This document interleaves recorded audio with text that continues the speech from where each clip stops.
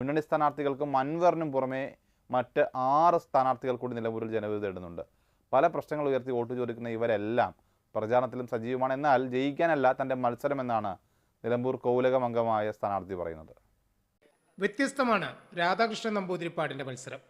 രാജകുടുംബാംഗം ആദിവാസി ജനതയുടെ ക്ഷേമത്തിനാണ് വോട്ട് തേടുന്നത്. എൻ്റെ പേര് രാധാകൃഷ്ണൻ നമ്പൂതിരിപ്പാട്, പുതുവാദ്യാർ മഠം കൊട്ടാരം. അപ്പം ഞങ്ങളുടെ പൂർവികരായ ആളുകളാണ് ഏറ്റവും കൂടുതൽ ഇവരെ അടിച്ചമർത്തിയത്. അതിനുശേഷമാണ് ഇന്ന് അത് രാജഭരണം.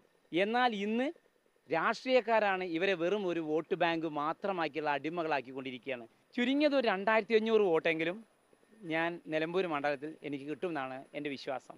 ജയിക്കാൻ ഞാൻ ആഗ്രഹിക്കുന്നേ ഇല്ല. കാരണം ഇത് കള്ളന്മാരുടെയും കൊള്ളക്കാരുടെയും ഒരു പരിപാടിയാണ് രാഷ്ട്രീയം എന്ന കുതന്ത്രങ്ങൾ.